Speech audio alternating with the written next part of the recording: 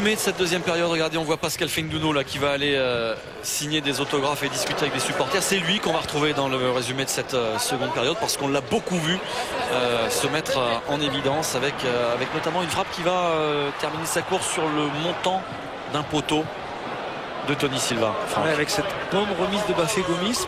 Dans un premier temps, il est contré. Il revient au charbon, on va dire, parce qu'il fallait la faire cette frappe, parce que le deuxième défenseur vient le pied en avant. Voilà, c'est exactement là. Ils sont deux en fait, et ça vient frapper la base du poteau droit de Viviani, le poteau externe, on va dire. Et cette balle, eh bien, elle sort alors qu'on le voit sur ce ralenti. Tony Silva a été battu.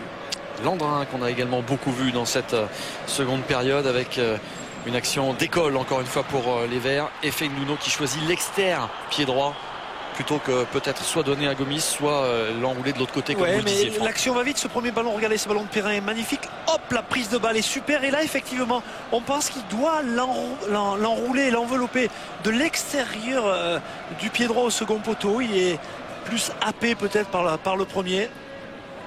Et puis une action lilloise tranchante dans cette seconde période, c'est l'occasion pour Ludovic Obraniak, Franck. Ouais, avec ce bon centre, on le voit, il arrive sur le pied, il lui dépose littéralement sur le pied là, Taforo.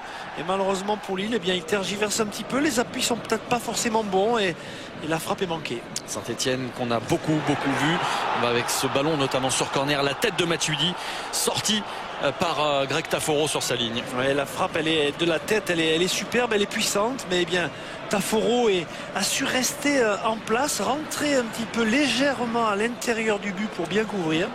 Et puis il y a également un garçon qui s'est signalé, c'est Ilan. Il était entré en jeu quelques minutes auparavant. On le retrouve pour sa spéciale, Franck, avec ce ballon, regardez. Ah ouais, c'est bien fait parce que là il doit se balancer justement.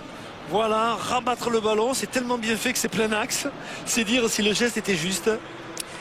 Voilà, et 0-0 donc entre Saint-Etienne et Lille. On vous le disait, tout se jouera dans les deux dernières journées d'un côté comme de l'autre. Analyse avec un des acteurs de cette partie, c'est l'entraîneur lillois Claude Puel qui est avec Philippe. Oui, Claude, c'est un bon point? Oui, je pense que c'est un bon point, dans la mesure où Saint-Etienne a eu quelques occasions, nous également, donc ce match peut basculer d'un côté ou de l'autre. Mais bon, le minimum c'était de prendre un point, ça a été fait, ça nous permet de rester dans la course.